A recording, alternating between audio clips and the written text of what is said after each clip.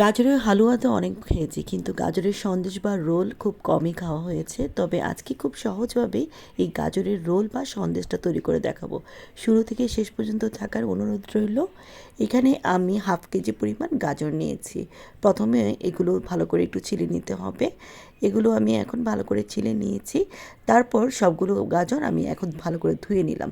তারপর এরকম চিকন গ্রেটারে আমি এটা গ্রেটে করে নিয়েছি।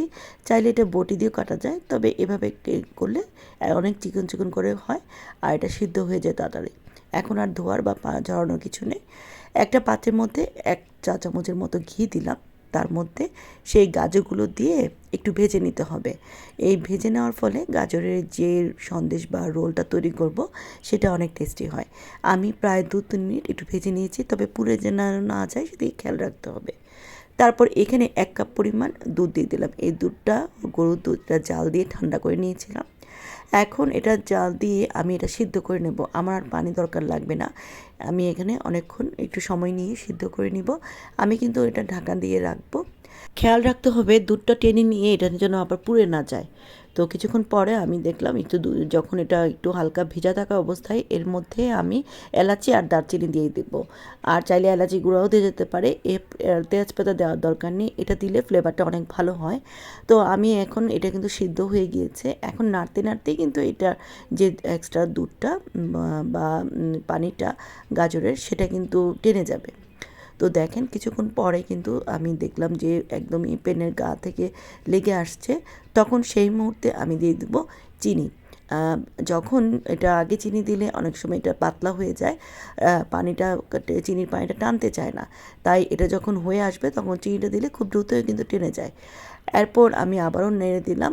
তো কিছুক্ষণ নাড়ার পরে দেখেন এটা কিন্তু পেনের গা থেকে এটা উঠে আসছে।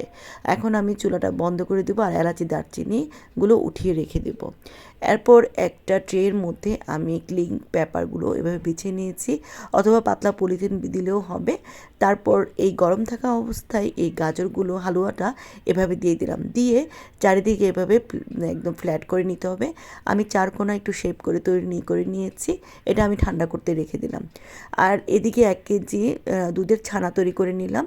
একটু ছানাটা তৈরি করার পর তো আমরা যখন মিষ্টি যেভাবে তৈরি করি সেভাবে একটু এটার মধ্যে আমি 1 চা চামচ পরিমাণ দিয়ে দিলাম সুজি দিয়ে একটু ভালো করে মথে নিতে হবে, যেন এটার মধ্যে দানাদার ভাবটা না থাকে, একটু যেন প্লেন হয়ে যায়। তো আমি আপনাদেরকে দেখিয়ে দিয়েছি এটা কতটা সফট হয়েছে, দেখে বুঝতে পারছেন। তো এটা আমার হয়ে গিয়েছে। এখন একটা পাত্রের মধ্যে আমি নিয়ে নিলাম। তারপর একটু ভেঙে নিয়ে তার মধ্যে দিয়ে দেবো আমি এখানে 1/3 কাপ পরিমাণ চিনি। চিনিটা ইচ্ছে মতো দিবে, তবে একটু বেশি দিলেও আবার ভালো লাগে না, তবে কম দিলেও আবার ভালো লাগে না, সেই অনুযায়ী দিলাম। তো আমি এখন নাড়তে নাড়তে চিনিটা কিন্তু গলে যাবে। তো দেখেন চিনিটা নরম হয়ে গিয়েছে, যে ছানাটা ছিল সেটাও কিন্তু একটু ভেজা হয়ে গিয়েছে। এখন আমি আবারও একটু অনবরত নেড়ে নিচ্ছি, আর চুলার আঁচটা কমিয়ে রেখে এটা নেড়ে নিতে হবে।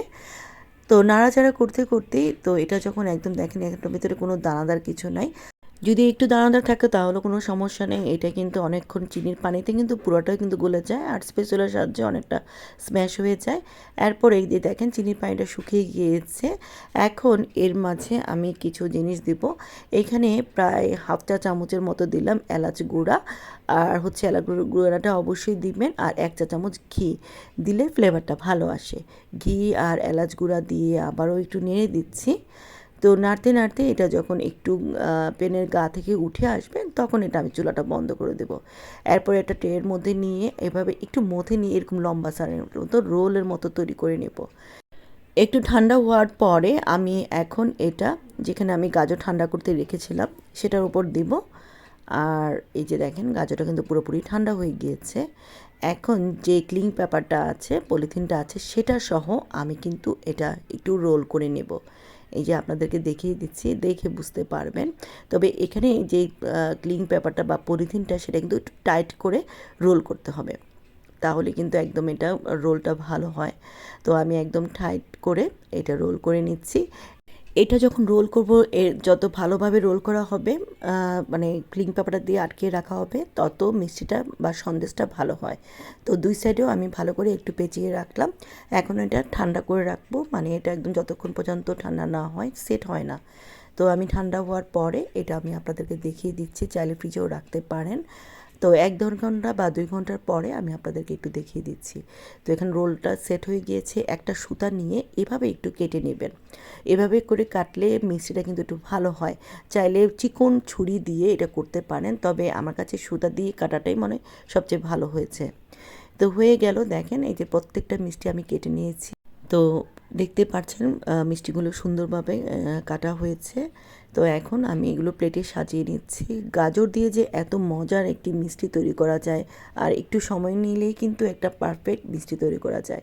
ছোট বড় সবাই কিন্তু ভীষণ পছন্দ করবে। আশা করি রেসিপিটি ভালো লেগেছে। সবাই ভালো থাকবেন। আল্লাহ হাফেজ।